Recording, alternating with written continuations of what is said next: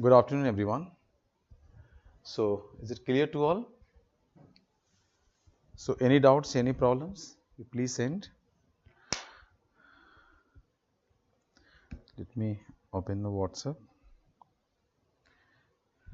Because what you are giving the queries, I am getting on the WhatsApp. I'm directly, yeah.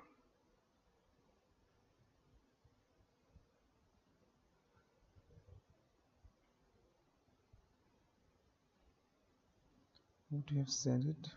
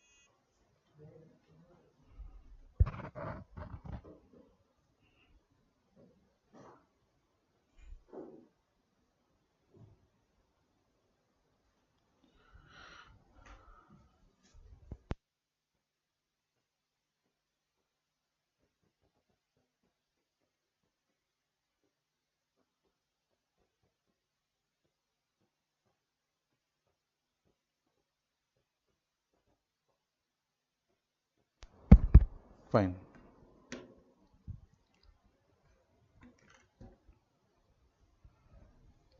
So, now, so this BOT is cleared here, and you are getting the BOT basically. It's now it's clear. So, whenever it's come, sometimes they're framing questions on this concept. So when they say BOT, so they can ask you, okay, BOT includes which are the components is the part of BOT. So when you're going to choose your answer, always remember BOT includes only the export and imports of goods, not services. Clear? Now next you come invisible account. Give the heading of invisibles account. Invisible account.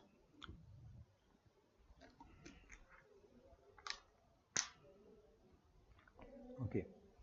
So invisibles account, you get it. I have just written it in net.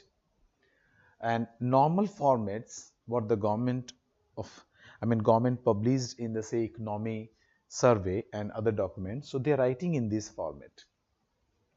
So second part of the current account, which is your invisible account, and if you write net, it means the invisible accounts having three components. One is the services, I have written only services. One is the income, we written only income, and third one is the only transfers. Clear?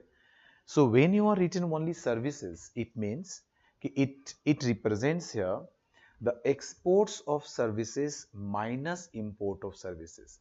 Since in the BOT there is only two components, exports of goods and imports of goods, so we have written in this way. But services means the exports of services minus imports of services. Clear? So it is there. So we are writing here in net form. It is in the net form. When you're writing income, income it means income received from abroad minus income paid to abroad. When you're writing transfers, so transfers means transfers received from abroad and transfers paid to abroad. Clear? So these are the part of the invisibles account. So please write all of you invisibles account, right? Invisibles account. One question. Okay, need and rear. Yeah, I will talk. I will explain you the concept. Nilkamal. Okay, wait. Let me complete this. Then I will discuss your need and need rear. So invisible. Just write invisibles accounts includes invisible accounts includes exports of services minus imports of services. Right? Invisibles accounts includes no, not don't write minus, just you write invisibles accounts includes exports of services and imports of services, okay, comma, right, income received from abroad and income paid to abroad. Yeah. Income received from abroad and income paid to abroad. And you write transfers received from abroad and transfers paid to abroad, etc. Okay? So these three major components are the part of invisibles account. Clear? So how we are writing, is it clear to all? Now full stop. Write one more point. Change the para. Write invisibles accounts of India, or you can write invisibles account. Invisibles account has been has been has been in surplus, has been in surplus after economic reforms, after economic reforms, due to due to due to more exports of services, due to more exports of services and higher remittances received from the world, higher remittances received from the world. Okay, full stop. Now, you think about it.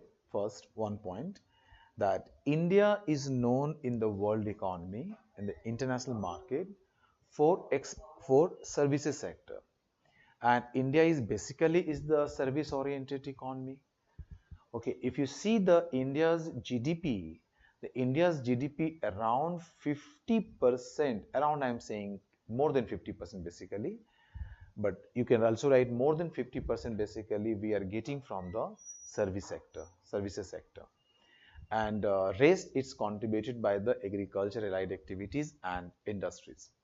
So you understand the main contributions in GDP, that is the total income of the country, is from the services sector. And we are known in the world, okay, for exporting services.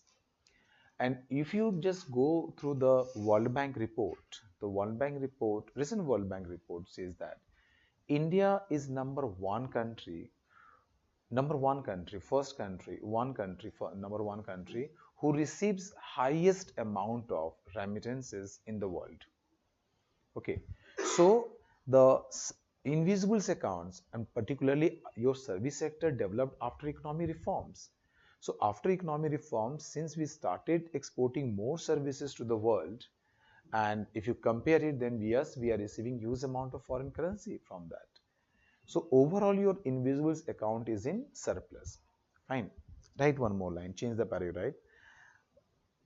Sur surplus of surplus of invisibles account is not enough. Is not enough to meet surplus of invisibles account is not enough to meet the BOP deficit amount, to meet the BOP deficit amount which results, continue, which results current account deficit, which results current account deficit. Okay, full stop. Write one more word. India's current account, this account we are talking about, India's current account has been in deficit, only that same months, 1 month what I am discussing for 2020, because 2020 was the peak period of pandemic where the trade disrupted, and that time our international trade has declined drastically, and in that the decrease in imports was much larger than decrease in exports. So overall, for a month we faced the surplus, but if you take the whole fiscal year, again it becomes a negative, I mean deficit. Clear? So invisibles account, yes, it is in surplus, but the surplus amount is not enough to fund the BOT deficits, and ultimately your current account is in deficits. Clear to all? Now we'll come later capital account. Let me complete first this part. Okay, so India is facing one of the problem is current account deficit. Okay, if you are reading the newspaper, you are going through the economic survey, then you are getting, yes, India is facing the current account deficit. So suddenly it comes in mind, our mind, ki yes, if India is facing the higher current account deficit, then how higher current account deficit is going to create some problems, some issues for Indian economy. So what we are going to do for this concept, what we develop the concept in the class, let us use this concept to explain how the higher CAD is going to affect the Indian economy. Now, so in current account we are talking about, just take in current account,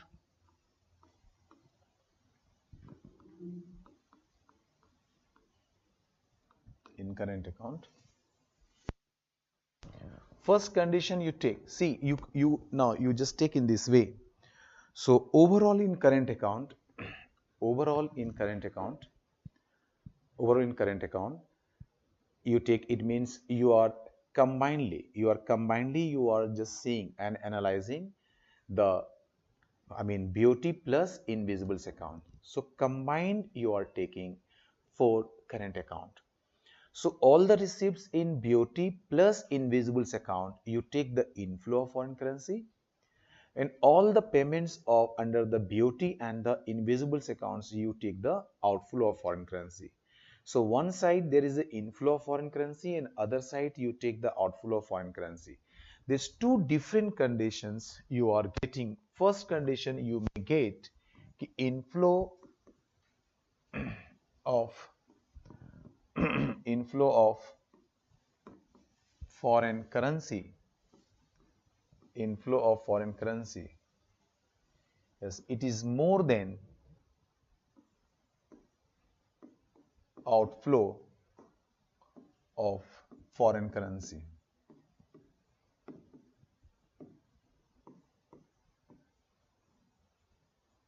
Yes, in which account you're talking about? So you're talking about the in current account.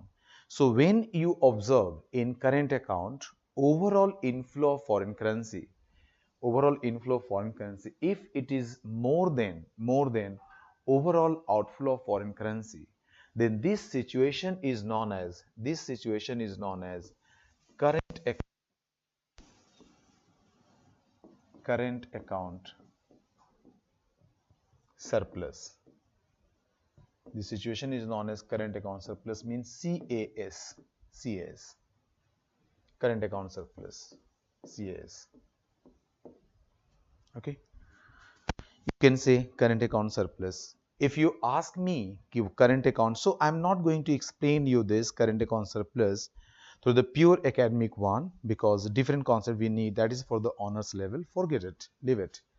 Just for the GS purpose, you understand कि if any country having current account surplus, it simply represents कि overall we are dominating to the rest of the world. We are dominating to the rest of the world. Why? Because we are able to sell more goods and services. We are able to earn more from the world. Okay, we are able to sell more to the world, and also we are able to receive more income in compared to what we are buying from other countries. Okay, so it means you dominates to the world, and that's the reason your surplus of the country, particularly in the current account, keeps increasing. Okay, I mean reserve keeps increasing, there is a surplus, and current account surplus, definitely it is going to increase your foreign exchange reserves.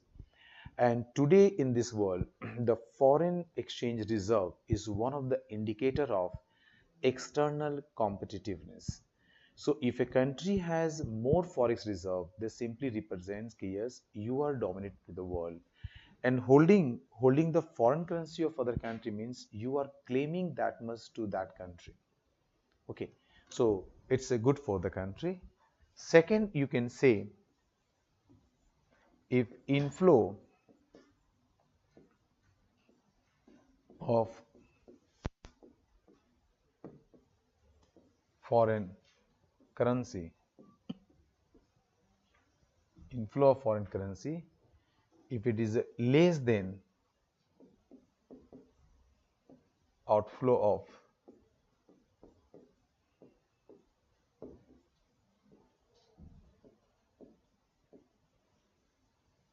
foreign currency. If inflow of foreign currency is less than outflow of foreign currency, means outflow is more. Outflow of foreign currency is more in compared to inflow of foreign currency. If it is the condition, then it is known as current account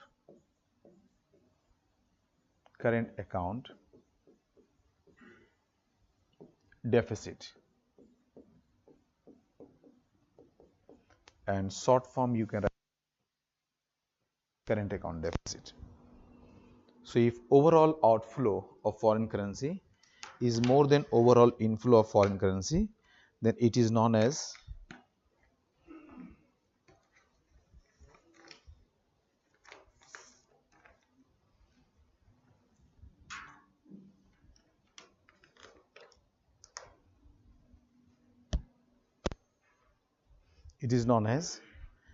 current account deficit, or you can say CAD, current account deficit.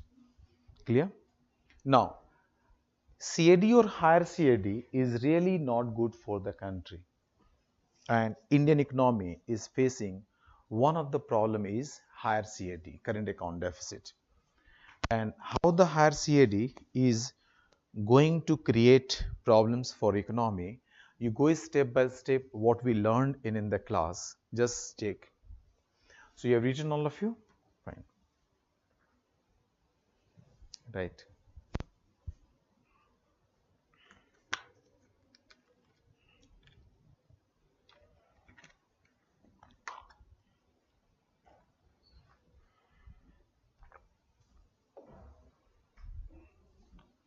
If suppose country is facing higher CAD, current account deficit, then it means what? Higher CAD means the outflow of foreign currency is more than the inflow. And outflow of foreign currency means we are demanding, there is a more demand of foreign currency in India to pay abroad. Fine. Supply of foreign currency is less means, yeah, the availability of foreign currency is low. That is the meaning the outflow is more than in compared to inflow of foreign currency. So higher CAD means simply it means demand for foreign currency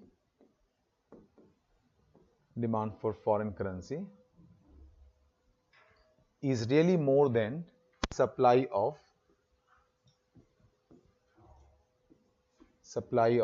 foreign currency.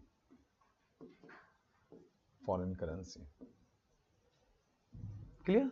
This is the meaning of that. Higher CAD simply implies that demand for foreign currency is more than the supply of foreign currency. If it is the conditions, then what will happen? So just we have learned it yesterday class. If in foreign exchange market, if demand for foreign currency is more than supply of foreign currency, then price of foreign currency will go up. And if price of foreign currency is increasing due to this reason, then it is known as depreciation of domestic currency. So ultimately it leads to depreciation of domestic currency.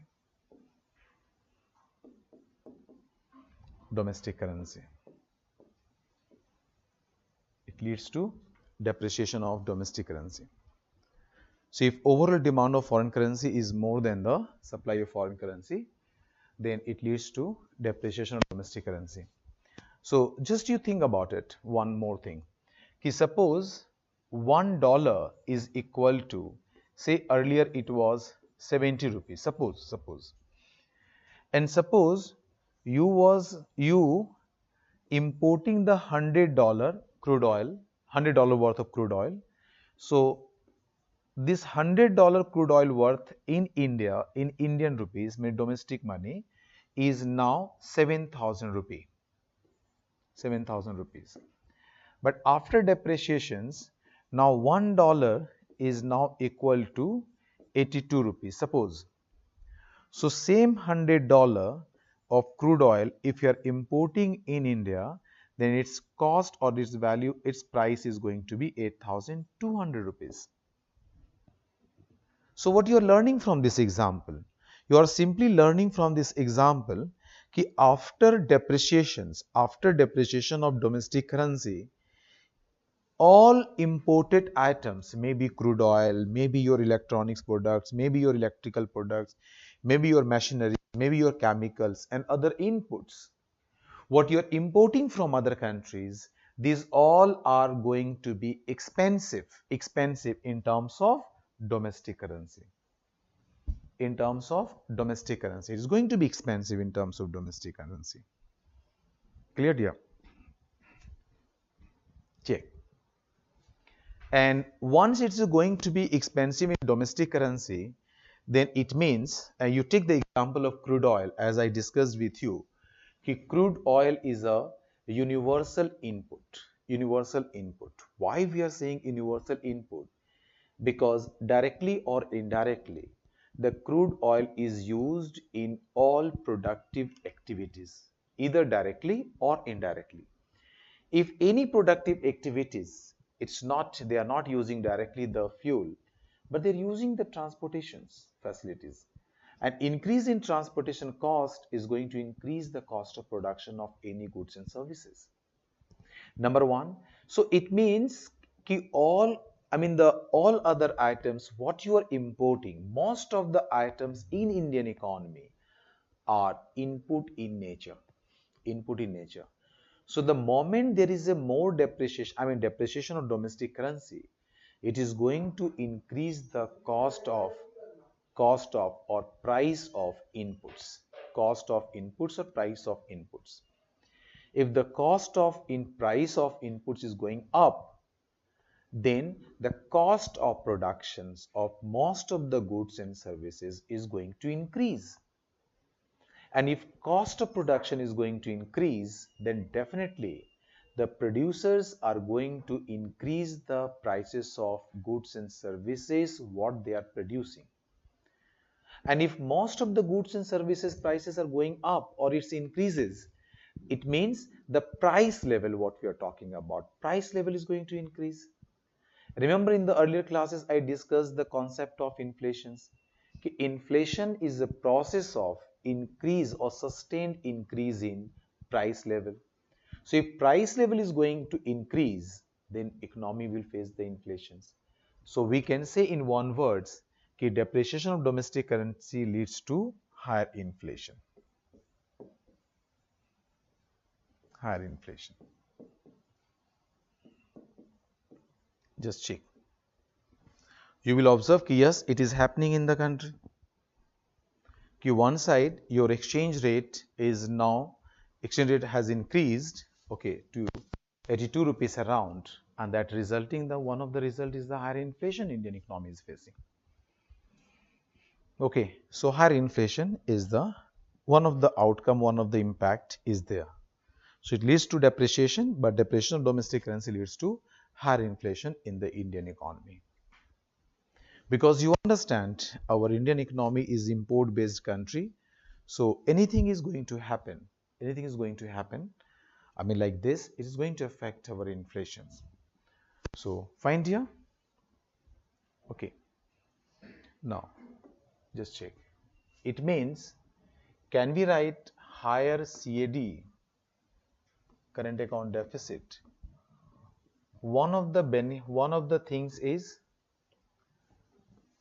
depreciation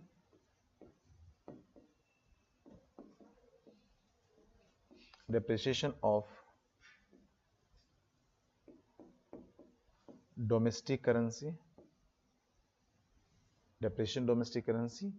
and depreciation of domestic currency leads to higher inflation.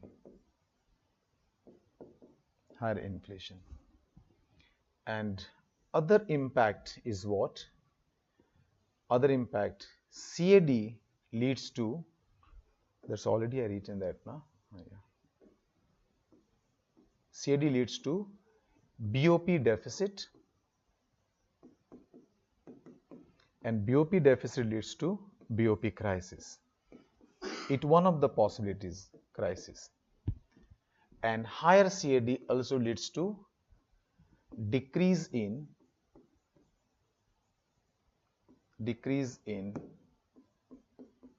forex. Decrease in forex means foreign currency reserve. Forex means foreign currency reserves.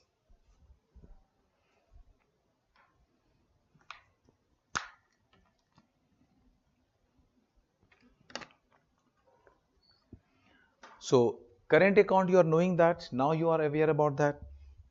Ki balance of payment, BOP has two major account. One is the current account, second is the capital account.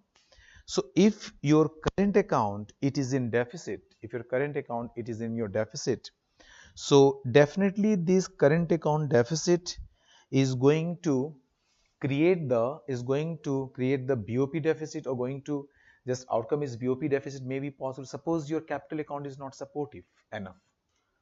So ultimately your BOP is going to be in deficit. If this deficit continue for longer, then finally you can reach at the point BOP crisis. BOP crisis. So one of the other possibilities is this. In India, it's a balancing. Why? Because we are receiving the enough amount of FDI. So your capital account surplus, to some extent, it's a compensating your current account deficit, and ultimately your BOP is in surplus.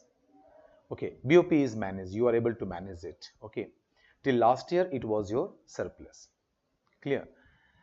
But suppose it's a deficit is very huge and it's dominating your the surplus, deficit is more in dominating your capital account surplus, then finally your BOP is in deficit. And if your BOP deficit is continue, and if your BOP is in deficit, then from where you will pay, dear? So definitely you are going to pay these deficits from your reserve, what you have. So also ultimately your forex reserve, forex means foreign currencies reserve. So foreign currency reserve also going to decrease. Okay, the forex is declining, BOP deficit is there, BOP deficit leads to maybe BOP crisis and this inflation. So these are the major impact what the economy is going to face. Okay, due to this, your BOP is going to face the major, due to the current account deficit, the overall economy is going to face these problems. Clear? Now check all of you.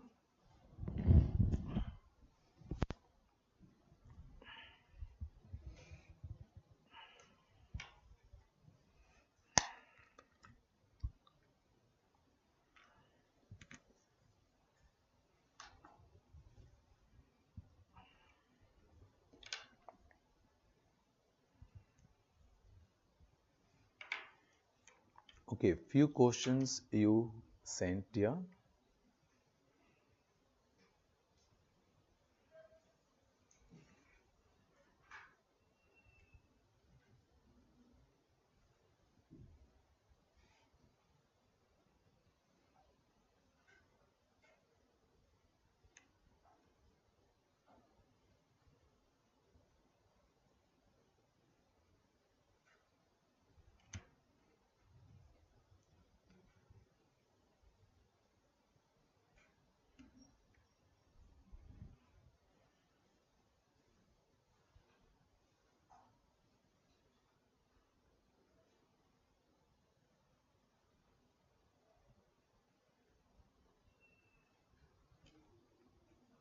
Just a minute, yeah.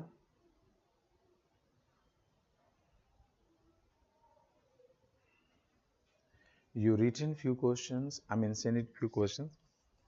One you're saying, sir, has Pakistan been suffering for current account surplus on its economic demonstration? Because no, Krishna, right now you can go and see that. Okay, condition is something worst, something worst. The Sri Lankan also, Pakistan also, even Bangladesh is also facing these problems now. Okay, and you are asking, sir, in Russia and Ukraine war, USA helps to Ukraine in dollar. So is it one type of inflow of foreign currency in Ukraine?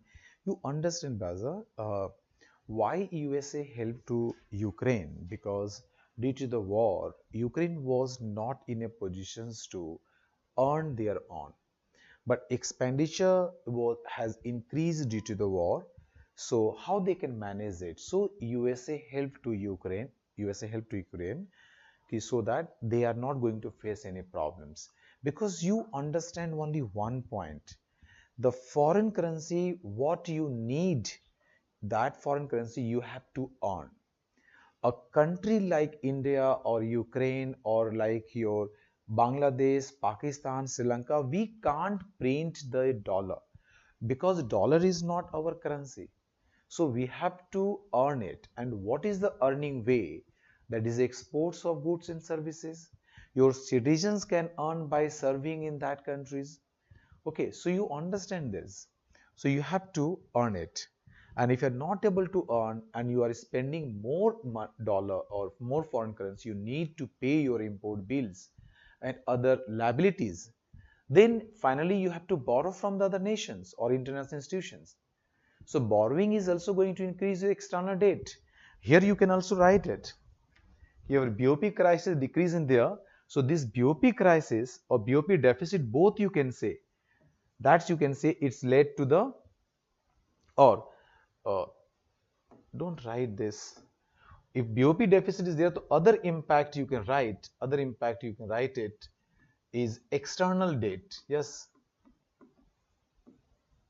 external debt may go up. Yeah, because if you are facing the BOP deficit and you are not able to earn, then finally you have to borrow from international institutions. Maybe other countries you can borrow it. So what has happened? The moment you are borrowing, it means the external liabilities or external debt is going to increase. So external debt will go up. Okay, if some country is helping you, like what you are saying, the Ukraine helped, USA helped to the Ukraine. So finally, you don't need to borrow it. Just the help you can take, and you can meet your requirement. Clear? Now, Biswajit, what you're asking, sir, why not we use alternative good as like electronic car, metro rail for transport, that we decrease our crude oil import, that's we save our you you're right, but you understand, really we developed our technology in a such a way that we can sustain today's requirement, we can meet our today requirement. I'm not saying that, I'm not saying even electricity you are just talking about, आप बोल रहे हो, you are saying that yes, we can use the metro and the railways, we are using it, but the electricity that you are using, that is produced in thermal power. Basically, the you go and just see the NTPC, some of the center, where use amount of, okay, you are using other things, but petrol and other things you are using to produce this electricity, you are using it. So that is one of the reason I'm telling you, somewhere you are using it, whether it's directly or indirectly. Okay, so maybe the future target is to substitute the fuel energy. Okay, with you are going to I mean, we started substituting it, like we are using more electrical things. So we are trying to substitute because it's a fuel one, and fuel is going to exhaust in the future, maybe after some year, maybe after some decades. So we have to find out some alternative. We are doing that, but at present, it is not possible to 100% substitute this. We are in the way, but it takes time, dear. Jab tak, meanwhile, you have to import. Clear, Biswajit? Now, second questions you are asking, sir, what is the difference between BOP deficit and BOP crisis? Madan, yesterday I think I maybe I discussed you when I was discussing your BOP deficit, I mean economic reforms, that day I discussed. BOP deficit means normal, you can see that, combinedly taking the current account and capital account both. If overall outflow is more than the overall inflow of foreign currency, then we can say you are in deficit. And which account? It is the BOP deficit. It's fine. But deficit means fine, you are in deficit, but there is a possibility you have a reserve. You have a reserve. India has reserve, like. So even BOP deficit you are facing, but you have a reserve, then you can say you are in deficit but not in crisis. But suppose the country like Sri Lanka, what the Sri Lankan economy faced, they faced the BOP deficit, but at the same time, the Sri Lankan economy lacking, the facing the problem of reserves. So that's the reason they started borrowing and meeting their requirements. The same situation we faced in 1991. Okay, so if you are facing the BOP deficit, but even and also you do not have in the reserve, so we are saying the BOP crisis. This is the mainly difference. So BOP crisis is the worst part of that. Okay, clear? And one more question is left. You are asking, Neil Kamal is asking, sir, can we say our forex reserve is not sustainable because it is mostly for the huge FDI coming in our country, which means this is a type of liability which we will have to pay later. Neil Kamal, you can say that, but but FDI is defined. It's not our liability. Yes, FDI is considered. It's a fund you are getting. It's a non-debt capital. It is known as non-debt capital. They are coming in India because they are willing to invest. I'm not borrowing. I'm not borrowing. But yes, when they want to leave India, that time we are going to face huge amount of outflow. But FDI is like, if FDI you are coming in the physical infrastructure like the Maruti, you can take the example, Samsung, you take the example, Toyota has set up their own plant, your, okay, other car manufacturer, you can take other MNCs you take. So they invested in India. Okay, they invested in India. So something where suddenly they cannot pull the investment. So it is a long-term objectives. So it's a very difficult. Yeah, API you can say that they can. So you can just say yeah, but you are right in one sense. Our surplus is basically depending on the willingness of the foreigners. If you are started improving your exports, it means now an current account surplus is going on. It means you are earning more. So you are earning at your own will. And that is the one of the objective under the Atmanirbhar Bharat. You should start producing as per your economy's requirement each and everything within the country. If you start producing within the country, so import is drastically going to decrease. So outflow you are going to minimize. And since when you started producing quality products, so also you are started exporting to the world. So foreign currency income, you can start increase. You can earn more, we can say. And then possibility is that you can reach to the current account surplus. But it takes time. It takes time, dear. Clear, dear? Okay. So one thing's another you can add external debt. Fine. So clear here till this point? Current account deficit, how current account deficit leads to all the problems. Okay. Let's see. In 2005, probably in November 2005, not 2015. 2015, Government of India implemented two schemes. One is the gold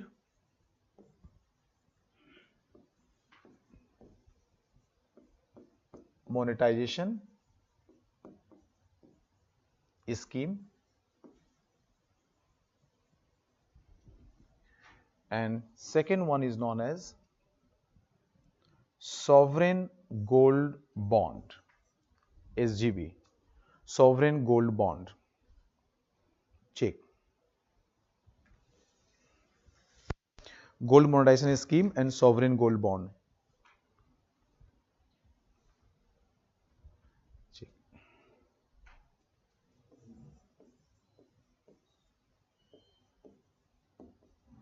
Sovereign gold bond scheme.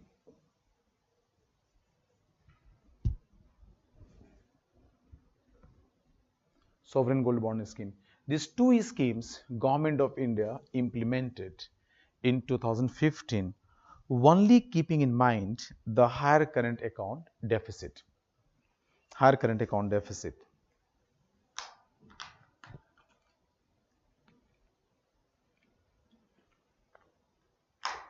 So I think in 2015, or you can just check 2018. Yeah, 2018. 16, yeah. Maybe 2015, 2018. The one question is asked on the basis of gold monetization scheme. Okay, the question is asked. Okay, you can check online also. And meanwhile, you just send me the questions. It's your. I will tell you, but right now I. Okay, let first understand okay, how this scheme is going to work. Okay, in the Indian economy. So remember first, what are these two schemes Government of India has implemented? Okay, so you just get one things. If you are just reading the newspaper, I think you are aware about the current changes and you are just knowing the past, then you will get one idea that in the last time of your Dr. Manmohan Singh government, okay, India faced higher CAD, higher current account deficit. When India faced higher current account deficit, so main target it was to manage the current account deficit, bring at the lower level. So what the government immediate actions they implemented or immediate actions they have taken, the government has taken, had taken that time, okay, they imposed restriction on gold. Like they imposed the quota, you cannot cap import more than this amount, you cannot bring gold. And second, they put some restrictions on that. So what was the main aim during that? You just implemented uh, these restrictions on import of gold, you impose restrictions. Only aim was to decrease the imports of gold because gold is known as unproductive assets normally in economics. Okay, normally in economics. So since if you see the list of imported items in India, so number one imported item is crude oil. But you cannot put any restrictions on import of crude oil. The reason is crude oil is input in nature and your economic activities basically depending on crude oil is going to affect your transportation system, other productive activities. So you need the crude oil. So government not imposed any restrictions on import of crude oil. But yes, the government imposed restrictions on import of gold because gold considered as a unproductive. But you know, gold, if you see that in for Indian economy, so gold is not only imported items. Yeah, gold, only we are not importing only, but gold we are also exporting after just converting into the jewelry forms. So you are knowing that Indian jewelry is very famous in international market. Huge demand. Okay, and this huge demand of Indian jewelries in international market become one of the reason of earning foreign currency. So jewelry sectors really contributes a significant amount in earning the foreign currency. Earning foreign currency. If you take top 10 exported items, then gold, gold jewelries and other your semi-precious and precious stones is coming under the top 10 items. Okay.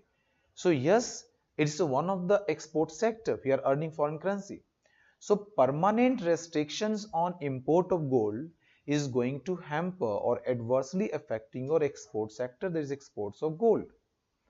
So the government not continued the long term, the imposing the restriction on import of gold. Okay, so they removed later on the moment it's the CAD improved. Okay, they removed all the restrictions, but they implemented two schemes in November 2015, and these two schemes they're having the different motives. The different motives.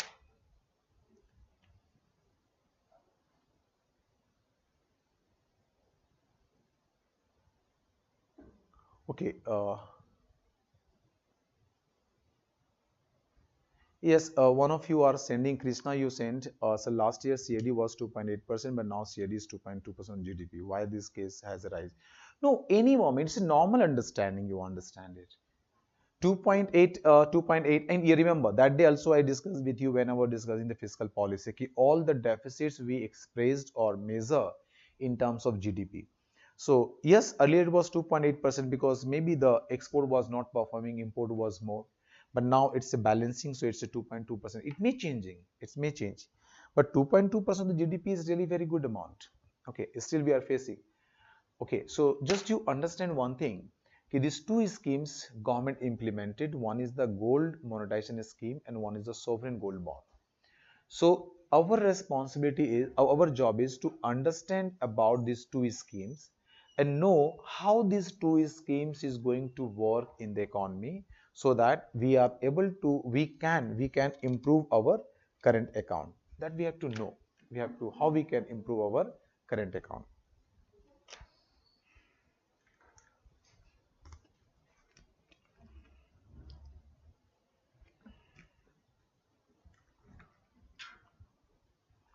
Okay, how we can improve our current account. So first you should know the provision and then you relate the provisions with the issue how they are going to solve. So all the two schemes we will see. One of the questions commission has already asked because it's implemented in 2015. So you check 2015 or 2018, I think. In one of these 2 years, they asked on the basis of gold monetization scheme. Now see the questions and just see if really you are able to write it or not questions. But later you will see. First let me discuss the implication part. Here one thing I will tell you when I'm gonna one thing I'm just telling you when you are going to read any scheme, you always ask three questions. Okay, first, and you try to give answer of all these three questions after knowing that particular scheme. First question is what is that? What is the scheme? So you should know each and every provisions. Second question, ask yourself what is the issue which is related with this projects or schemes or programs of the government. What is the prevailing issues? Because if there is an issue or there is an issue in the economy, if there is an issue in the economy, then only government is bringing any schemes, otherwise they will not. So when you're reading any schemes, the related issues you have to know. So second, you write your answer, what are the issues for this, solving this issue, this schemes has implemented by the government.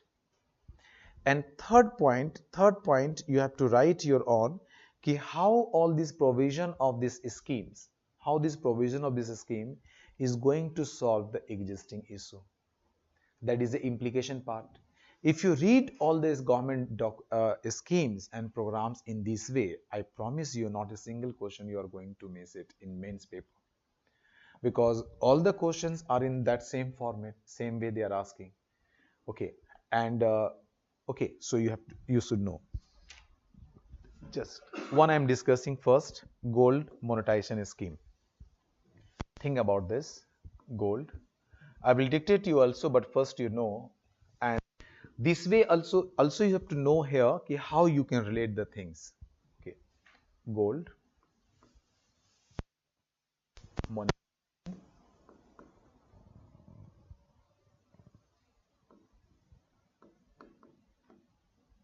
gold monetization scheme.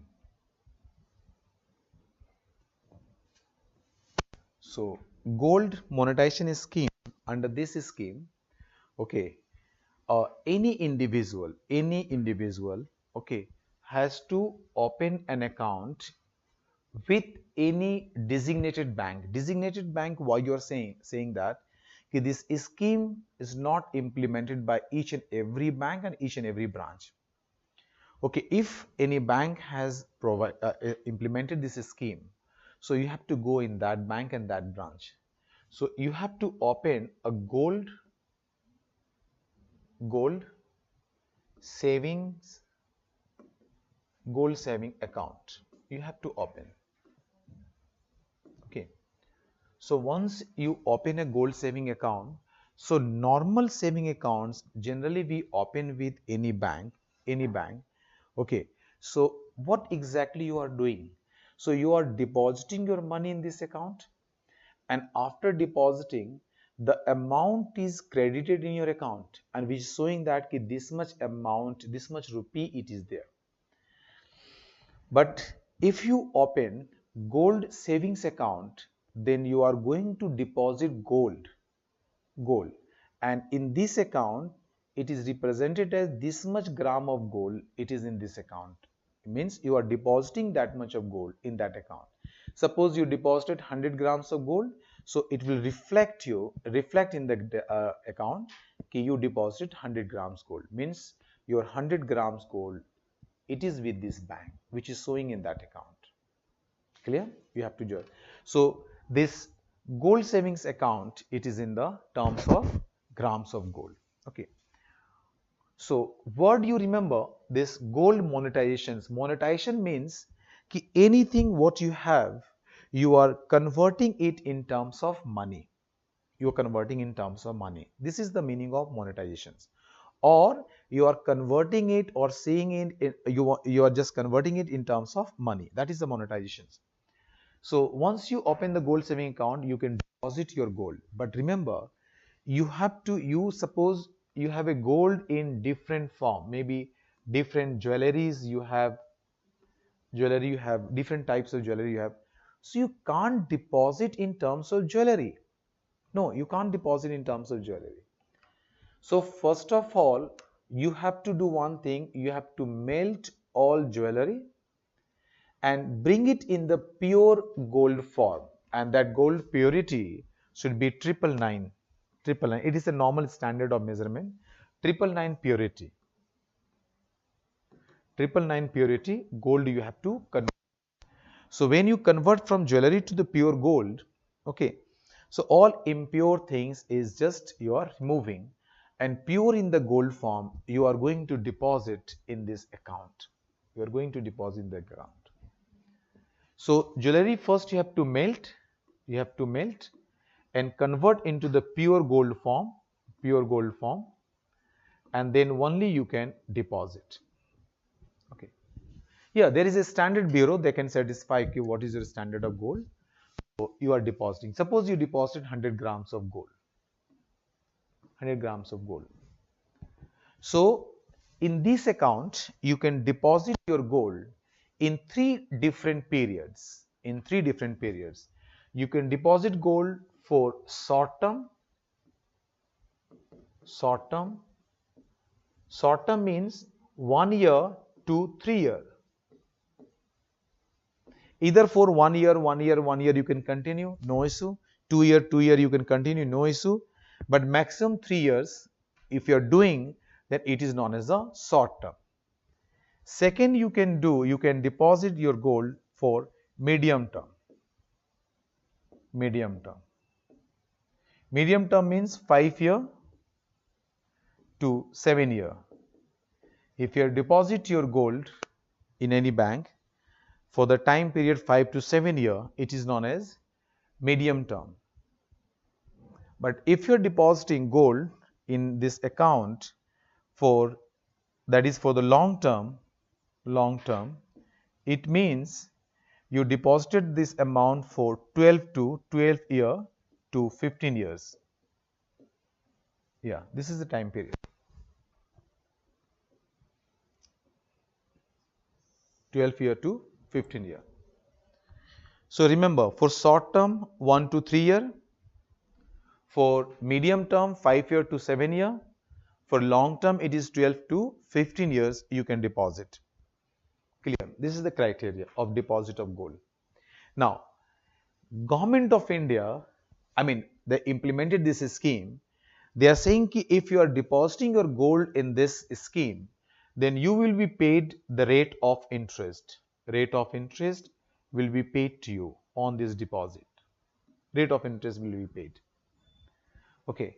So if you are depositing for short run, if you are depositing for short term, then rate of interest is decided by the concerned bank. Which bank you are just depositing, decided by the concerned bank, and you have two options. Interest rate you can take in the form of gold, or you can take in the form of cash. You have options. I want the gold form the interest, you can take the gold, or if suppose you are choosing the options ki I want cash, then they can give you cash. What is the option? Just you think, normally it is a 2.5%, 2.5% ROI rate of interest they are paying. 2.5% means what? Say after 1 year, if you deposited 100 grams of gold in this account, then banks are going to credit your account with 2.5% of 100 grams of gold. This transaction is based on the gram of gold. So 2.5%, generally it's a 2.5%. So 2.5% interest means 2.5% of gold deposited in that account. Their 2.5% of gold, it is going to accumulate or going to add it as an interest in your account. Clear? In short term, if you are deposited, then at the time of deposits, the individual or customer has the option. You can choose, I want interest either in terms of gold or in terms of cash. If you are choosing gold, then bank has to pay 2.5 grams of extra gold as an interest to you. So 100 gram, it's your gold plus 2.5 gram extra gold the bank will give you in 1 year.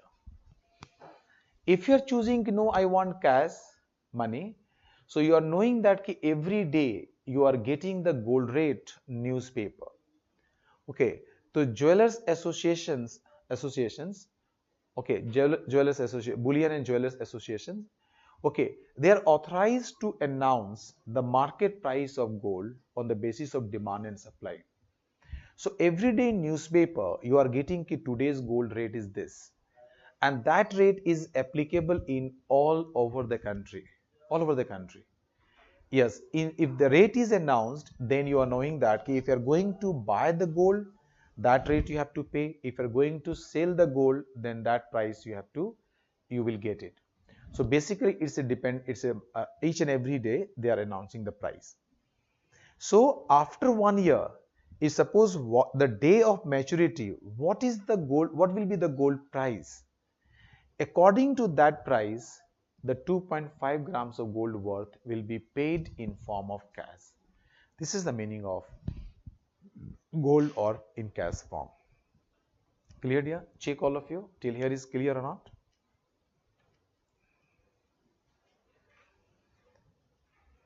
Any other questions?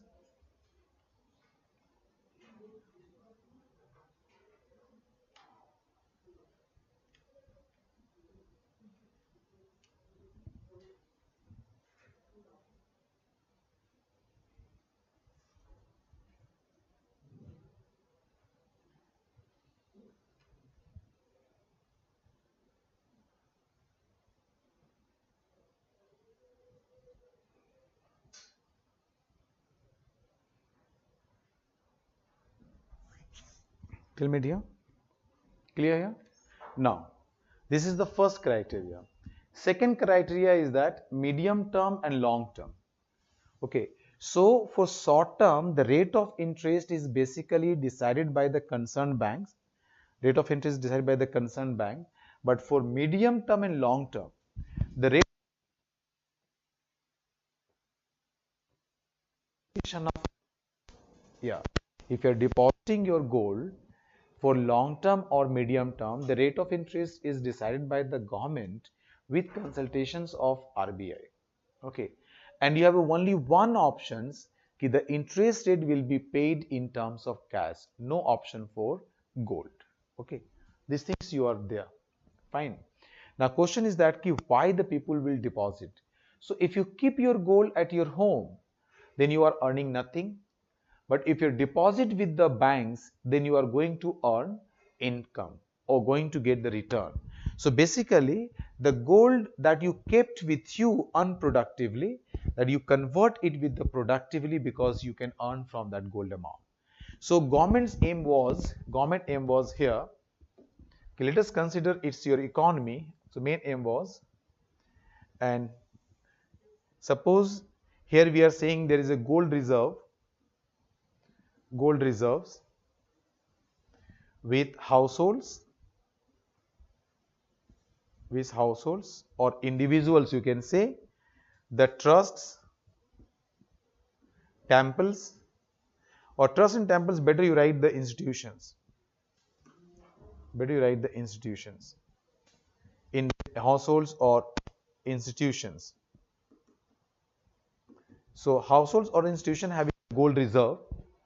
So this gold monetary scheme main aim is, yes, there is a demand. There is demand, huge demand. There is a demand for gold in the country. And why there is a huge demand for gold in Indian economy? Because gold has cultural importance, gold has historical importance, gold has economic importance, gold has social importance. So if you think about the gold having the so many dimensions, I mean the gold is demanded in the country for so many purposes, so many objectives are there. People are using gold for the fashion also. People are holding the gold for investment purpose.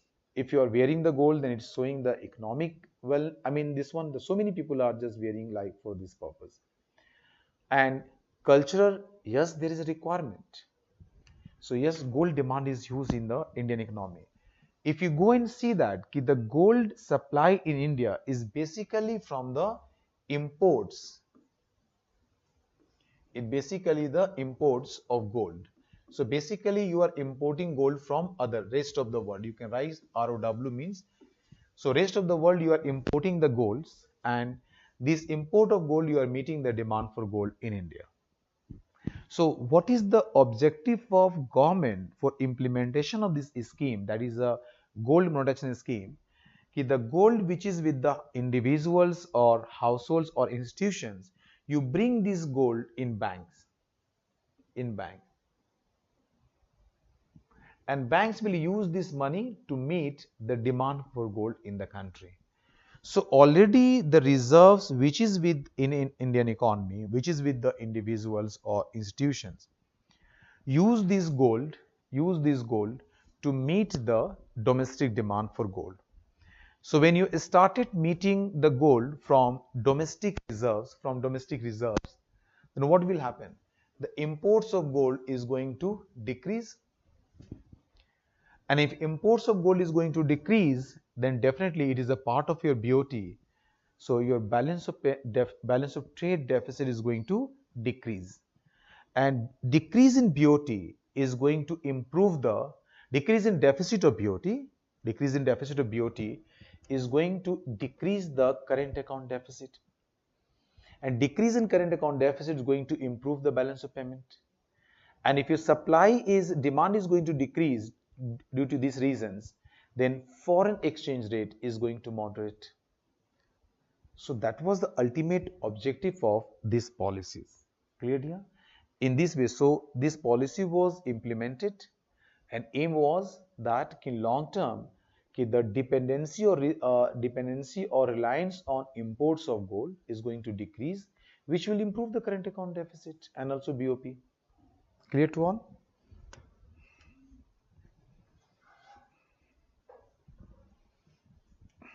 Please write, all of you.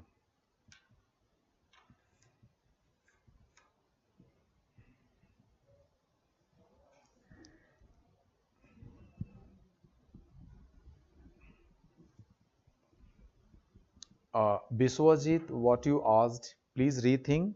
I think you can get yourself the answer.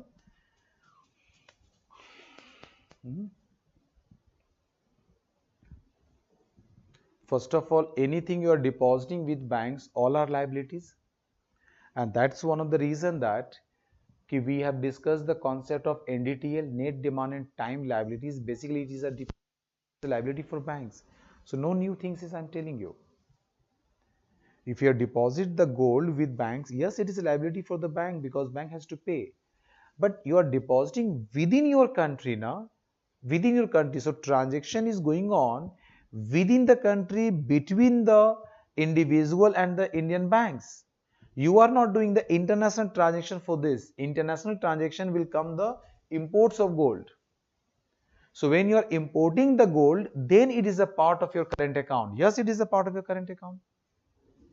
But you cannot Club together these two things, dear. If you're depositing in a bank, this transaction is not the part of your BOP or current account. BOP, what you just what I discussed right now, I mean till now, कि all economic transactions between the domestic country and the rest of the country, rest of the world, it will come in the BOP balance of payment, na? And you are saying कि sir, gold account is not liability of bank, then how it is current account? It's not the current account, the capital account we are talking about. It is not the transaction between the home country and the rest of the world. It is the transaction within the country between the individuals and the bank. So how this transaction is coming to the current account and capital account? No question has arisen. Clear? Yes, due to these reasons, if domestic demand you are meeting from domestic reserves, then then its impact you can see the imports of gold from rest of the world is going to decrease.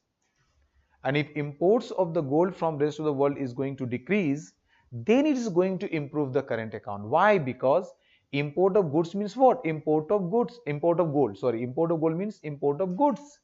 It's a part of BOT. So if import is going to fall, then outflow of foreign currency is going to decrease. So your BOT will improve, and BOT is the part of current account, so current account will improve.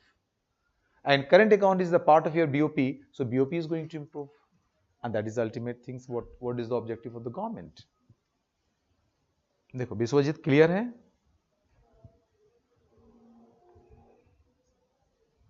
And why others you are not putting your queries, you are not asking here?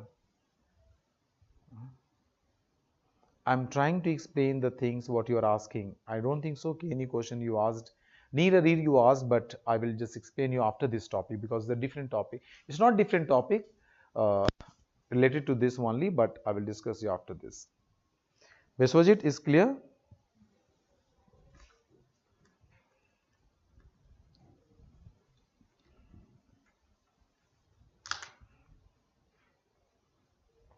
Just you write all of you few lines. Please write here. You have written the gold monetization scheme? Yeah, please write.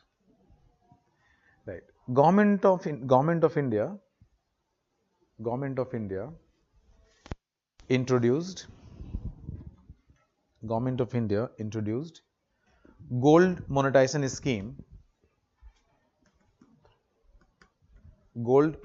scheme in November 2015.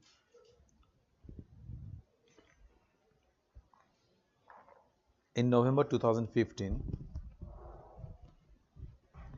right? The scheme intends to mobilize. The scheme intends to mobilize the gold held by the households and institutions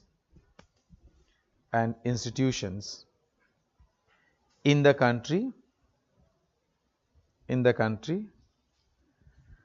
and to put this gold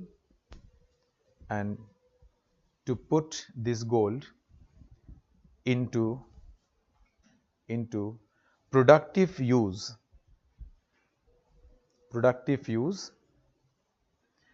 and in the long run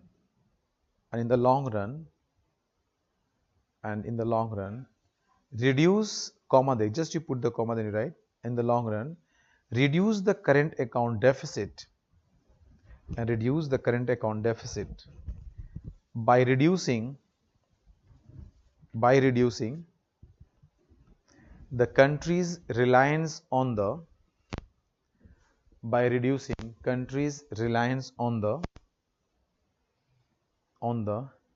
imports of gold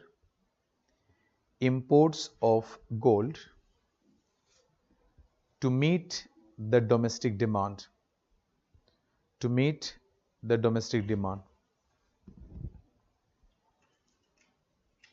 Clear? Now next you write salient features of this scheme, right? Salient features of this scheme. I think one of you asked about this CAS form. So yeah, one of you, it was there. So what is the meaning of CAS form? Suppose you submit it today for short term, and when you submit it today, so after 1 year, suppose your account is now credited with 2.5% of gold you deposited. Okay. Now 2.5% for short term, you can get your interest in the form of gold also, in the form of cash also. So at the date of maturity, if you want suppose cash today, you are given the option cash. Then after 1 year, so how much that is a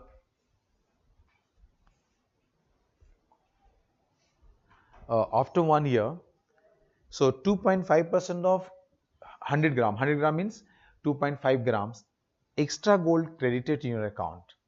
But as far as return to you is concerned, so if you choose in the cash form, then at the time of maturity, what will be the gold price in the market? Accordingly, the bank is going to pay you money, cash, not the gold they will pay you.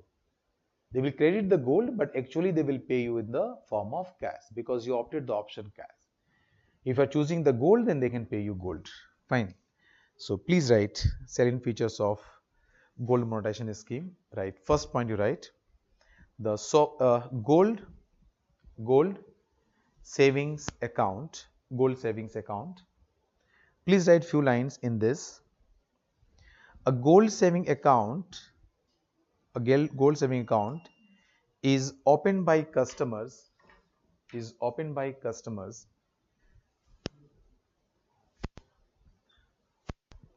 Is opened by customers. Opened by customers. Okay.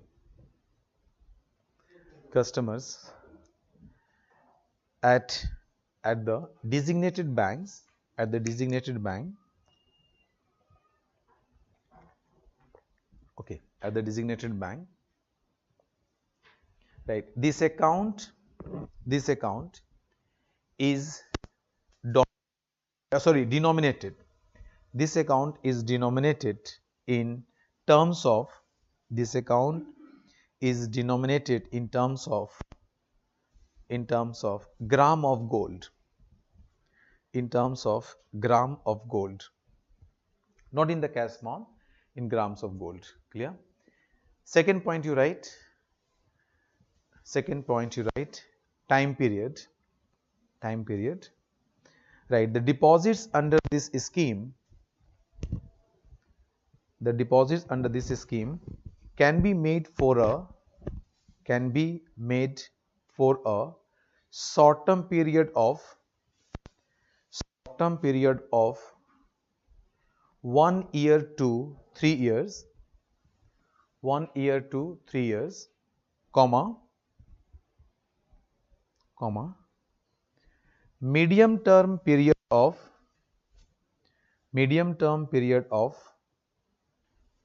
5 to 7 years, and long term period of 12 to 15 years. Long term period of 12 to 15 years. Okay. Now, next you write interest payment. Next point you write interest payment. Right. The amount of interest rate,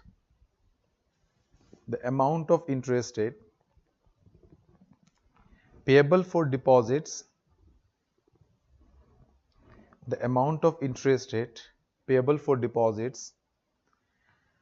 made for the short term period,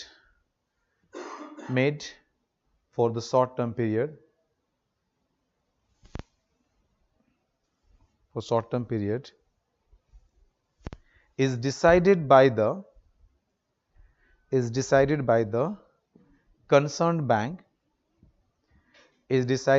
concerned bank, and depositors has the option, and depositors have the option, depositors have the options to get interest amount, either in the form of gold, or cash, either in the form of gold or cash. Okay, full stop, right.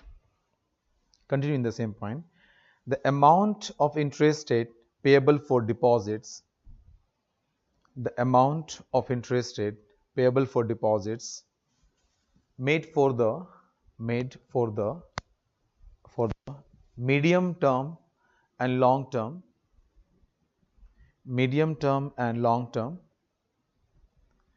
is decided by the government of India,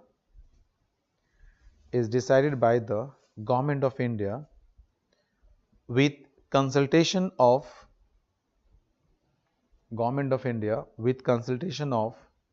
RBI,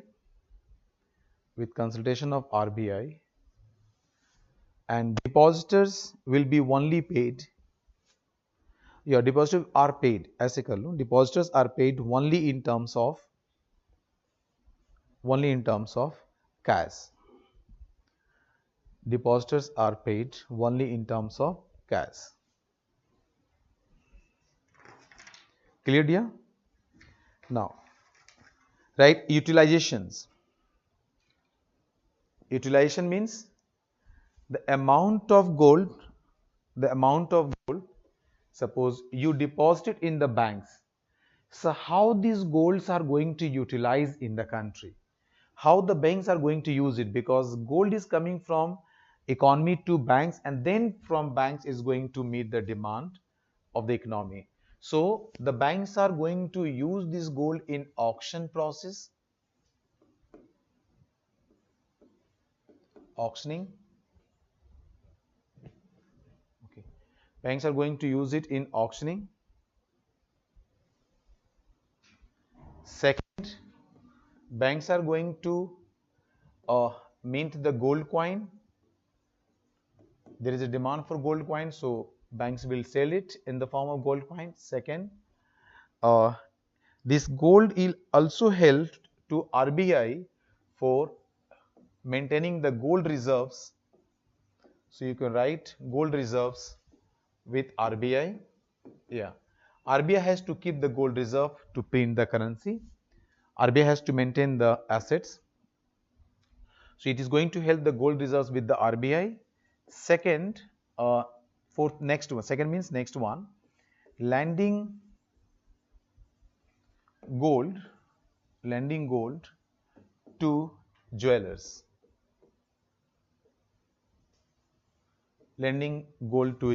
Okay. Here there is a scheme which is known as the gold metal loan account. That is a gold metal loan account. Yes, gold metal loan account you have to open. Okay, the jewelers, not you, only the jewelers and the manufacturers, basically. Gold metal loan account you have to open, you can open, and you can take gold as a loan. You can take loan from the banks for 180 days, maximum for 180 days, which is provision in this gold metal loan account. So the jewelers, they can take a loan from the banks. They can take gold as a loan from the banks, maximum for 180 days. Okay, and banks are charging interest on that. And in this way banks are earning. Why auctioning? The banks are participating. The moment if you deposited your gold with bank, so banks has to earn on that. If banks are earning, then only banks are going to pay you interest. If banks are not earning, then how the banks can pay you interest? So So bank has to earn from the gold. So what the banks are doing, they are participating in auctioning process. So when rate is higher, they will chip sale at the higher price. When rate is low, they are buying the gold. So in auctioning process, the banks are participating, or they are making the profit. Yeah, they are minting the coins and they are selling at the higher price. Other making charge, and this they are charging. They are earning. Okay. Also, they are. I mean, if RBI need the reserves, so they can buy from the banks to meet their reserves. Fourth one, they are lending to the jewelers. Suppose jewelers got certain demand in the market. So what the jewelers are doing, they are taking the loan of gold. I mean, gold loan from the banks, and they can meet their demand, and later on they will pay with the interest. So in this way, banks are earning, and that's the reason they are paying you. Clear here? Now, question comes the success of this.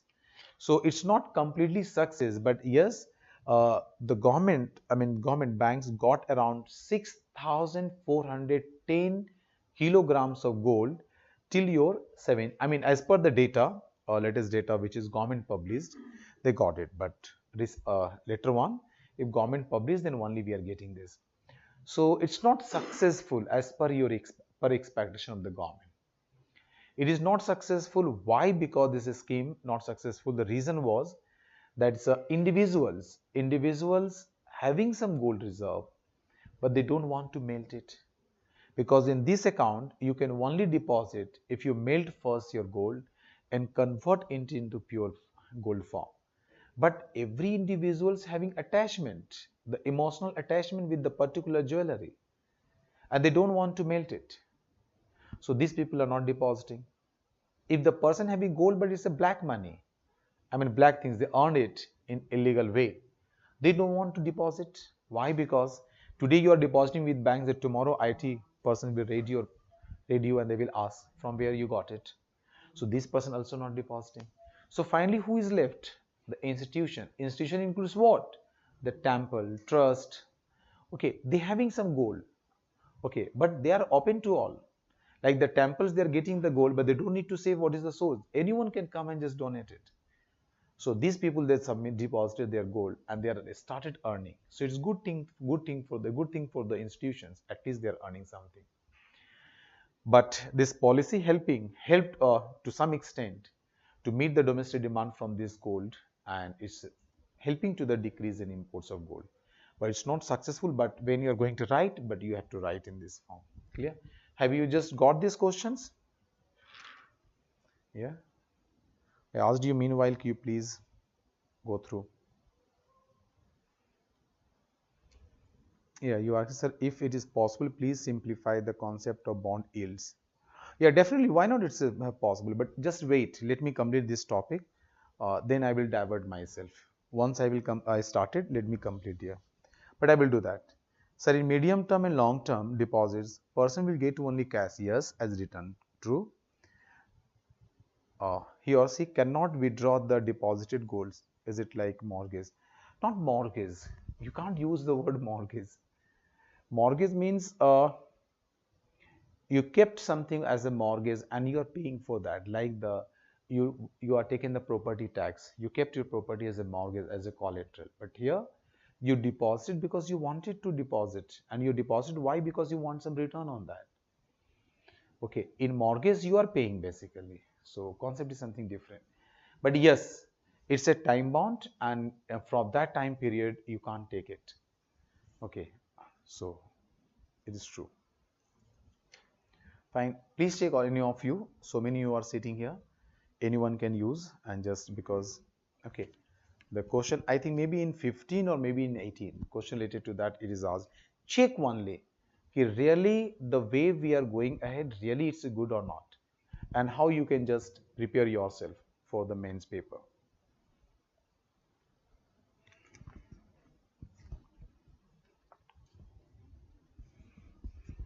Now, second is the sovereign gold bonds.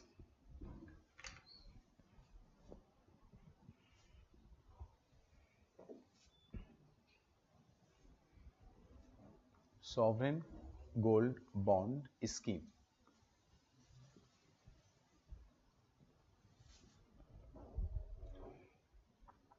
Sovereign gold bond scheme is I'm just waiting. Any of you just send this particular questions, okay? Any of you. So sovereign gold bond scheme is like it is a bond. It is a bond of the government. Government is issuing it, but government means who is issuing? The RBI is basically issuing in the behalf of government of India. But sovereign gold bond means this bond, it is not in terms of money, but this bond, it is in terms of gold. It is in terms of gold. Means practically you are buying and selling the paper bond, but in terms of gold. So when government is saying a paper, say a normal paper, saying it is a gold, you are saying yes sir, it is a gold and you are buying this. But the transaction is happening in terms of gold. But just assumptions. Government is saying you assume it is a gold, and at the gold rate you buy from today, and after maturity I will assume it is a gold and I will buy from you as a gold in terms of gold. What is the rate of gold is going on? But it is a not, it is just a paper, or even not the paper. It's a software is there where all your KYC, all your information will be, put, and how much gold you purchase, that will be written, and one account, one printout will be given to you, and unique number will be assigned to you. That unique number will help you to identify, yes, what is your account, how much gold you purchased it. That is the concept of sovereign gold bond.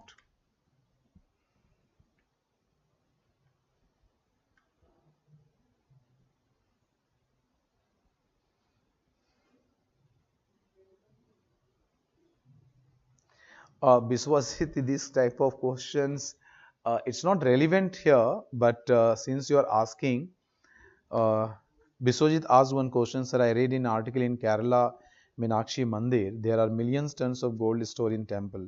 Who is the owner of this gold? Government of India or temple trust? See, actually, most of the temples in India is controlled by the government, state government controlling it, but trust is basically controlled by the government, but in the name of trust, but government is controlling it. That is one of the debate is going on, why the government should control it.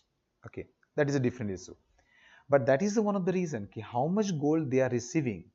If they are depositing with the bank, so trust or temple can earn interest it on, and no one is going to ask this temple who donated this much amount of gold, because who is donating this, so hardly it's known to the temple itself. Okay, clear here? Right. Just come here. So sovereign gold bond means, suppose I'm assuming it is a gold, sovereign gold bond, SGB, and the gold is a gold, this gold, not this gold is 10 grams of gold. You assume that this sovereign gold bond is 10 grams, and other options you have is pure gold, that you can say gold coin of 10 grams. Clear? Now let us consider you are buying this, the price of gold today is 50,000, sovereign gold bond, and also pure gold coin price is also rupees 50,000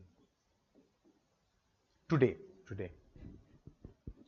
So today if you are buying this 10 gram of gold, 10 grams of gold, so government is going to pay you interest on that. So suppose 2.5, also there's 2.5% of 10 gram of gold you are going to get after 1 year. Okay, and here is only the 10 grams, it will be there. Clear?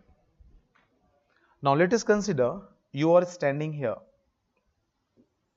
You are standing here. Okay, so you have a options. I'm just assuming, I'm just considering an example.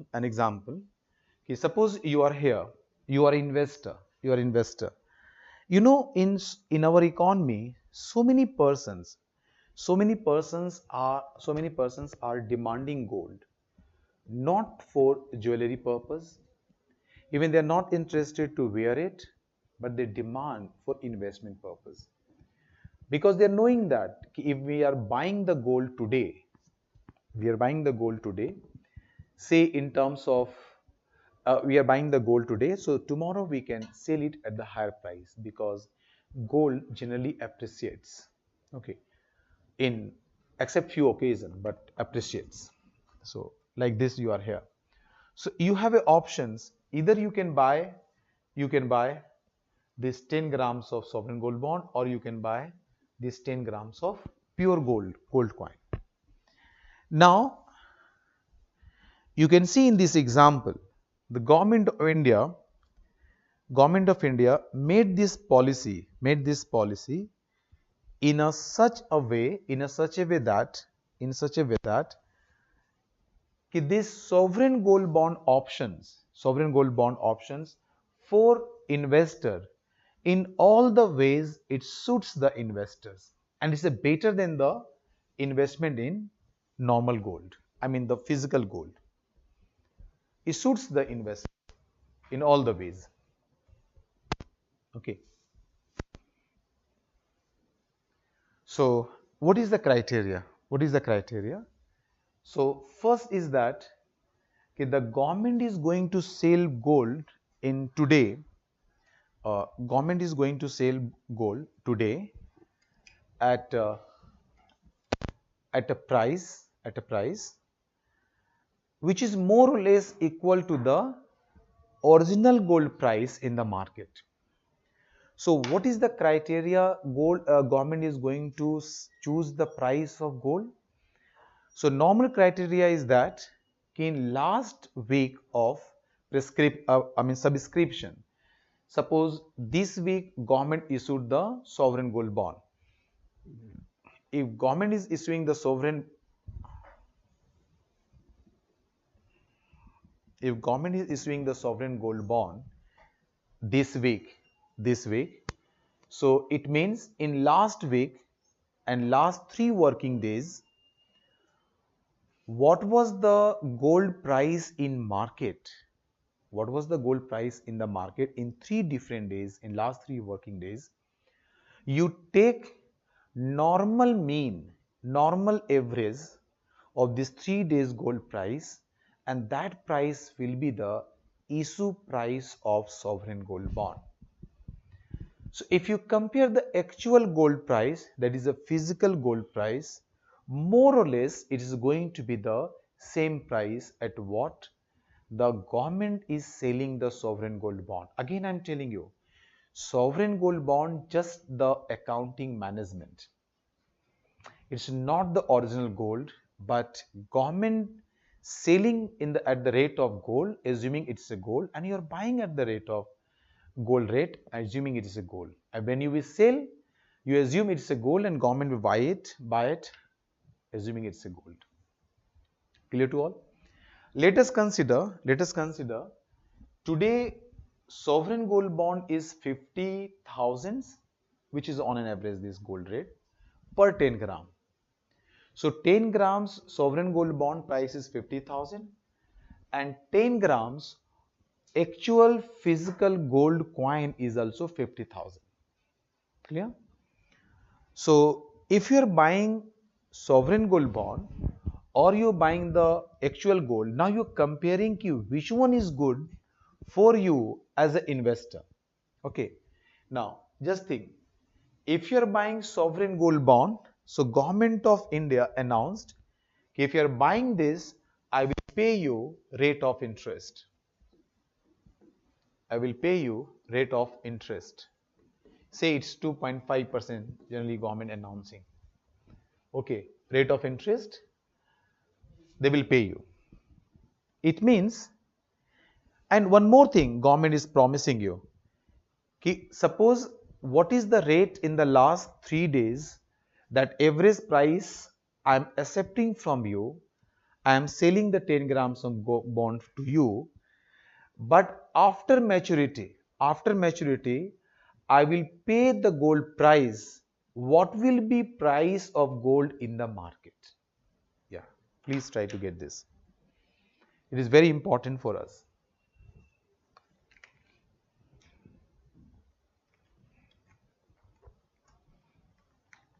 Government says that I will pay you price after maturity. Okay, the price which will prevail in the market, the gold price.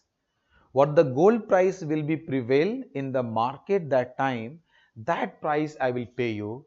So today's at what price you are buying from me, it's immaterial when it's going to mature, because it's not related to current price, today price, what I am buying, what I am selling it. If tomorrow price or date of maturity that day, if price of gold is higher, I will pay that price. But in after maturity that day, if price of gold is lower, so that price I will pay you. So return or price is subject to maturity price of gold that day. Clear to all? Now, keeping in mind all the provisions come here, you are investors, suppose you purchase 10 grams of sovereign gold bond and 10 grams of physical gold,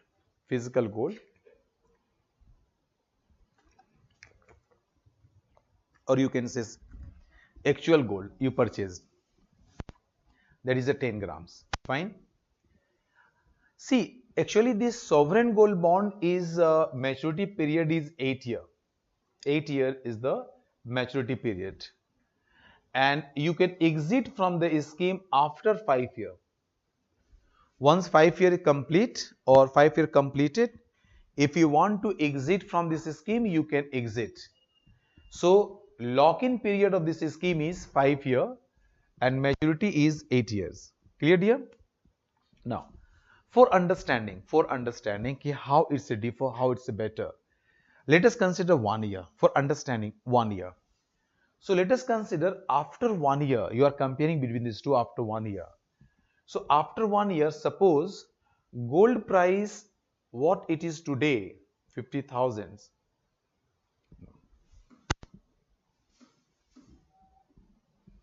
Suppose gold price, suppose it is a 50,000 today. Now after 1 year, it's increased to 55,000. It increased to 55,000. So if you are holding the 10 grams of pure gold, so yes, there is a gain of 5,000. You earn 5,000 more, and that is known as the capital gain. The word we are using, capital gain. Capital gain is there. 55,000 means 5,000 extra you got it.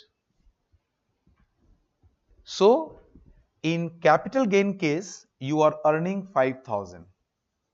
When you are holding the physical gold, 5,000 you earned it. But government also promised you, dear. Government also promised you what will be the price in at the time of maturity, that price I will pay you. Government is not saying today's price, they will pay you that price will pay. So it means if you are holding sovereign gold bond, so for 10 grams, what will be the value? 55,000. So 5,000 extra you are getting because you purchased 50,000, but you are getting 55,000. So 5,000 you are getting your return. But one more thing, you 2.5% of 10 grams you also earned as interest. 2.5 grams extra you earn in terms of rate of interest. So definitely for this extra amount of gold that you accumulated, you are going to get appreciated value. So 2.5%, suppose you are getting 500 rupees more. So total gain in this case is 55,000 rupees, which is more than the pure form of gold. Check. Please check, all of you. Clear to all? If you are holding the sovereign gold bond, then extra 500 you are getting more than if you are holding the pure gold form. Because pure gold form, only appreciation value you are getting on 10 grams, the same appreciation value you are also getting in the sovereign gold bond scheme from the sovereign gold bond. But since in 1 year you also earn interest in sovereign gold bond, that is a 2.5% of 10 grams. For this extra 2.5% of 10 grams, suppose you are getting 500. So total return is going to be 5,500, which is more than the gold you are holding in pure form. Check. Clear? Now, suppose the price of gold after 1 year is going to be 45,000. So it is known as the capital loss. Capital loss. 45,000. So if you are holding pure gold, so what is your loss? Loss is minus 5,000. Because you purchased at 50,000 rupees 10 grams of pure gold. 10 grams of pure gold you purchase at 50,000 rupees, but you are able to sell at 45,000 rupees. You are able to sell at 45,000 rupees. It means you incurred 5,000 loss, which is known as a capital loss. See, government already promised you, dear. Government already promised you. And what is the promise they made? Ki, I will pay you price of the gold, what it will be at the time of maturity. So after 1 year, if gold price is 45,000, so government will pay you 45,000 rupees rate. They are not going to pay the price at which you purchase from the government, no, current price, I mean maturity price. So here also your loss is 5,000. Is there? But benefit is what? In 1 year, you earn 2.5% of extra gold. And it has some value. Say the value is 400, extra amount you got it. So if you add it, so total loss is 4,600. This much of loss you incurred. Now compare the loss between this and this. In case of sovereign gold bond, loss amount is minus 4,600, but in case of pure gold, your loss is 5,000. So either way, if you see, either the capital gain, so from sovereign gold bond scheme, it is more, and loss, if you say, loss less in sovereign gold bond.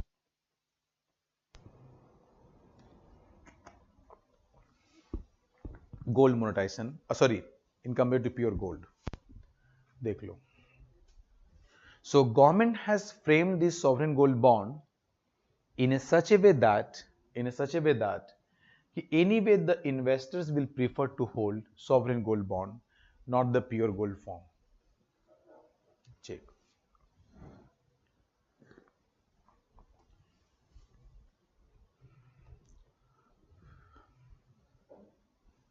Is it clear?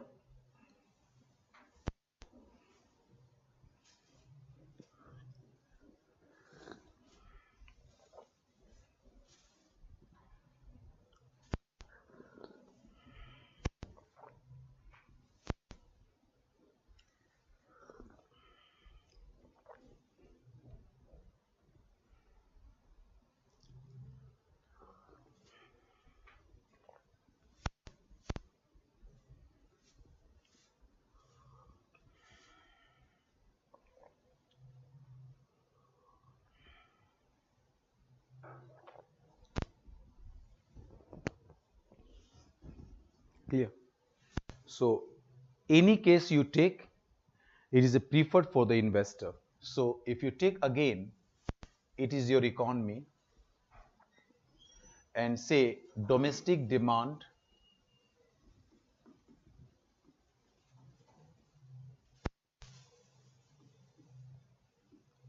for gold is there in the country. So actually domestic demand we are meeting from imports of gold. From where? From rest of the world. Clear? So gold is demanded in the economy for different purpose, and one of the purpose is your investment. So if you are diverting the investors from demand from physical gold to the sovereign gold bond, it means the actual demand for physical gold is going to decrease, because a portion of invest demander is going to shift from physical gold to sovereign gold bond. So basically overall demand for gold is going to decrease in the country. See, if overall demand for domestic demand for gold, if it is going to decrease, it means you will import relatively less amount. So if you are able to import relatively less amount, then definitely it's going to improve your balance of trade, is going to improve your balance of payment, and also is going to stabilize the exchange rate. This is the ultimate aim of sovereign gold bond scheme. So if you take combined two schemes, that is the gold monetization scheme. So through banks, you are trying to bring the reserves with the households and institutions, their reserves for gold. You want to bring it to banks, and then you want to meet the demand. So sovereign gold monetization scheme is working through the supply side. And sovereign gold bonds is working through the demand side. It is working through the demand side. So you are decreasing the demand from sovereign gold bond, and you're improving the supply of gold from the using through gold monetization scheme, and ultimate your aim is to decrease the import of gold, so that your BOT is going to improve, and which leads to improve in your current account, and current account means improvement in BOP, and also exchange rate you are going to moderate. Exchange rate is going to moderate. These are the implication, final objectives, what the government is trying to achieve through introducing these two schemes. So you have to understand what are the schemes and what are the implication in the economy. And if you are knowing that, I think not a single question you are going to miss, dear. Okay, so just write few things about this scheme, then the topic. Okay. Any questions you left? Just you write few lines, dear, first.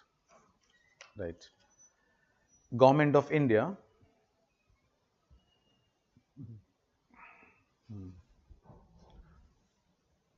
You send few questions, dear.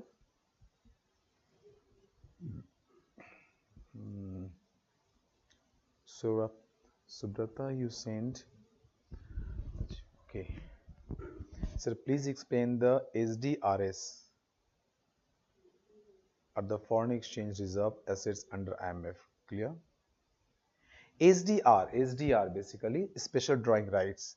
Okay, it will be discussed in the international institutions. Don't worry. SDR is not intrinsically, yeah, SDR is not the basically the physical existence. SDR का physical existence नहीं है. There is no physical existence of SDR. SDR is just a value. SDR is just a value, and this value is based on currencies. Okay, and it is known as the IMF currency, but there is no physical existence. Clear?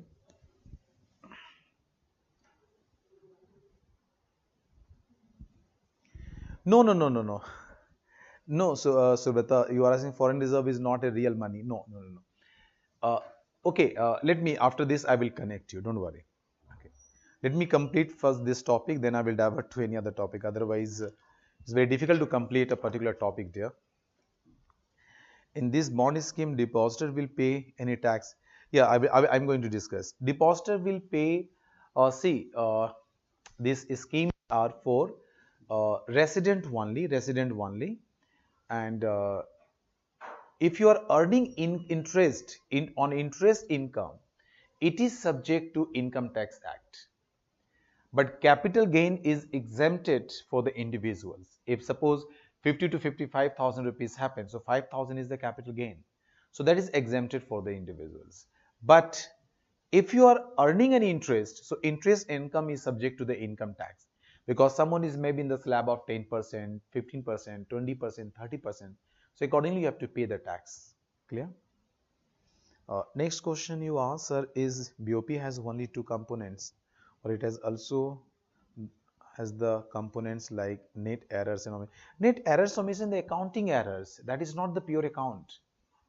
These are the accounting errors. So it's not the account. Fine. Saying you are asking, sir, who can buy these two schemes? You can buy. You can buy. If you want to deposit your gold, you go and just open this account in a particular bank. Deposit it. And like sovereign gold bond, so you have to wait because it is not available every time. Government announce the time to time. When government will announce, you go and buy from the bank. Okay.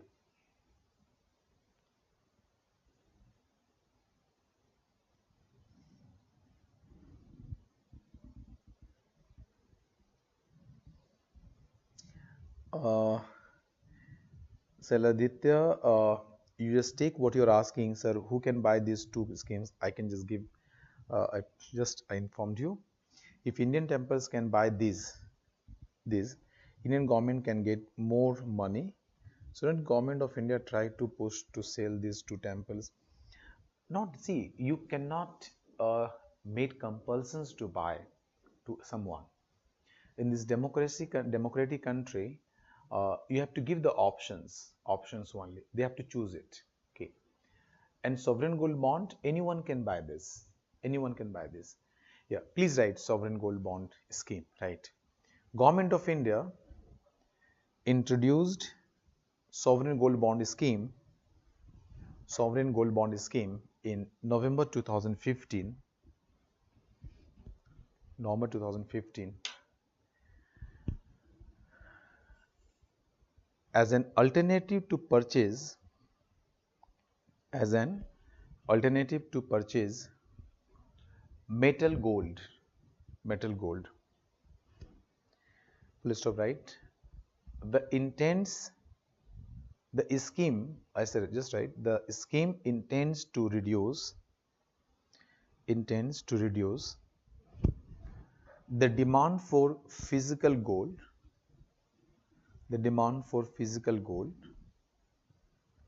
so that in the long run,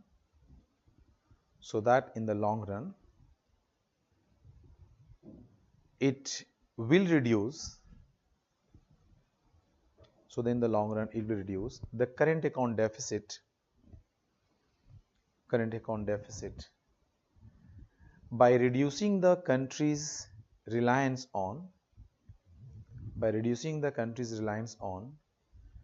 the imports of gold,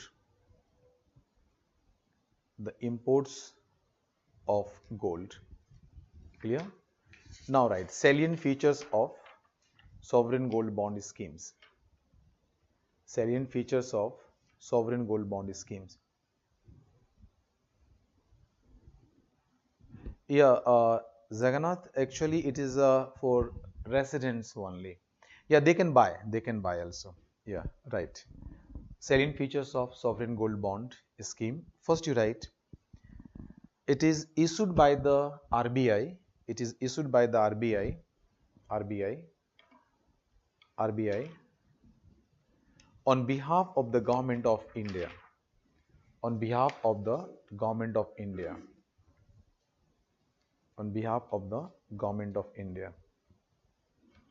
Clear? Second you write, second point, the bonds are restricted for sale, SALE, the bonds are restricted to sale to resident Indians or resident individuals, not Indians, resident individuals, comma, HUF, yeah, HUF, resident individuals, HUF, you can write it like this, HUF, small s. When it's in plural form, HUF means Hindu undivided family. So when you go to the bank and other entity, so one more characteristics is Hindu undivided family means there is so many, the family expanded, but still they are staying in the same roof. Everything is common. So Hindu undivided family. So one is the individuals, HUF resident, HUF, comma trust, comma university, trusts, comma universities and charitable institutions and charitable. So what are these? Individuals, HUF, trusts, universities and charitable institutions. Fine. Now next point you write. The bonds are denominated, bonds are denominated in multiples of grams of gold, multiples of gram of gold with a basic unit of 1 gram, with a basic unit of 1 gram, with a basic unit of 1 gram. Clear? Now, with a basic unit of 1 gram. Next point you write. The period of bond, the maturity period, just write, the maturity period of bond is 8 years. The maturity period of bond is 8 years with exit option, after 5th year, with exit option after 5th year. Okay, full stop. Next point you write. Minimum permissible investment is 1 gram of gold. Minimum means you can only invest minimum 1 gram. You can't ask, give me 0.2, 0.25, 1 gram or multiple of 1 gram. So minimum permissible investment is 1 gram of gold. Yes, 1 gram of gold, and maximum limit is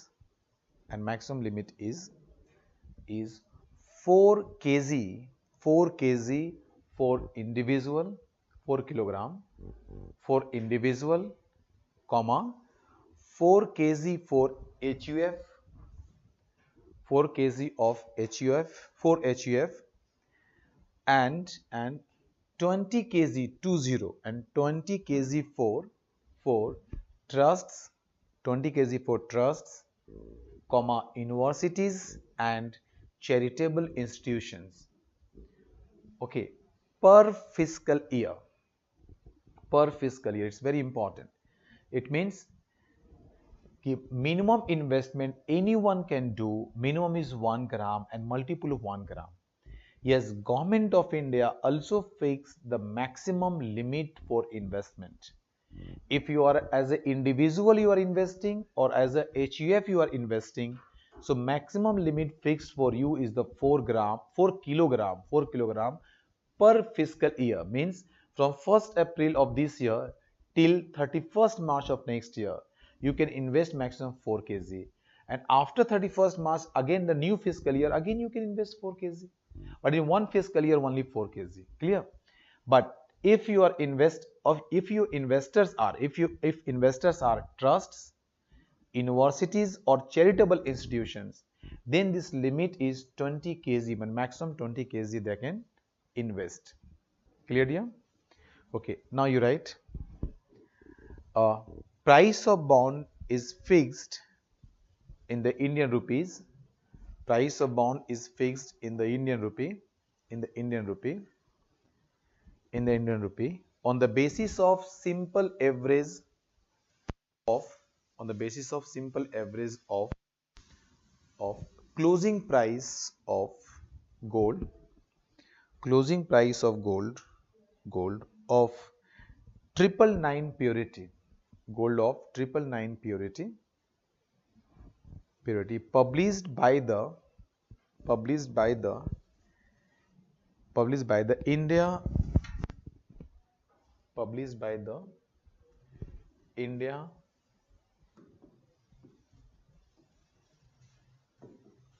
Bullion and Jewelers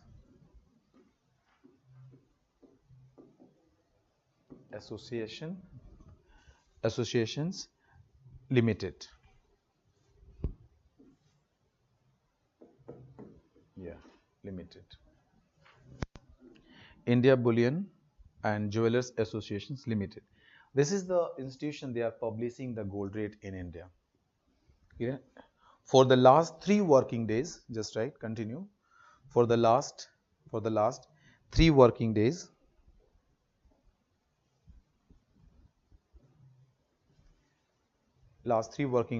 of the week, preceding the week means week, WEEK, week, preceding the subscription period. Okay, preceding the subscription period. Clear? Now, next point you write. Okay, next point you write.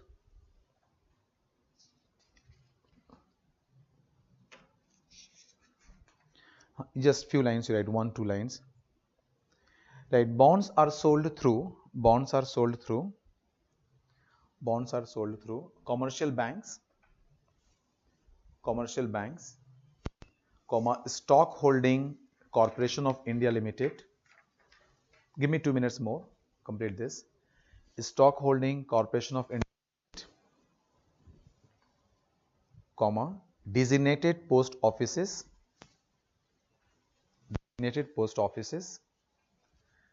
and recognized stock exchanges, like National Stock Exchange of India Limited, National Stock Exchange of India Limited, and Bombay Stock Exchange, either directly or through agents. Either directly or through agents. Clear? Now, next point you write. The interest on gold bonds are taxable under the provision of Income Tax Act. Yeah, under the provision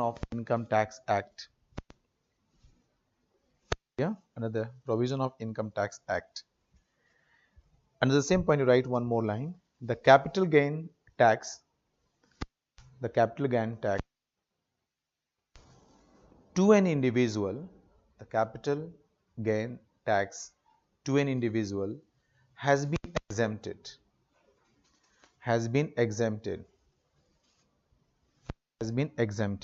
Clear? Next point, only 2 points more. 1 point you write. Bonds are tradable on a stock exchange.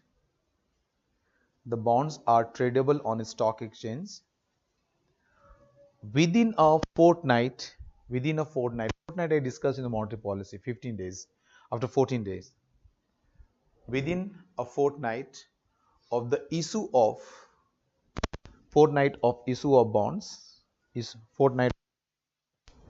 notified by the RBI as per notification of the RBI. Only for fortnight you can trade. Once fortnight is over, you can't trade within the fortnight. And last one you can write. The banks can hold sovereign gold bonds under SLR provisions. Yeah, banks can keep under SLR provisions. Banks can hold sovereign gold bond under SLR provision. Clear? That I discussed in the model system. Clear here? So now till here we are able to complete your external sector, what is BOP and the government policies, how it's working, how it's implemented. Please check mains question paper 3. Related to this, you are getting the questions. Clear? And try to solve and try to write it. And give me 1-2 days. Few questions I will discuss you in the class. Okay, so that you are able to connect it. Meanwhile, you revise and connect yourself as much as possible. Several times you repeat it. Okay, revise it. And try to just get related issues and topics you read. Okay. Thank you everyone. We will meet tomorrow. Okay. Bye. Good night.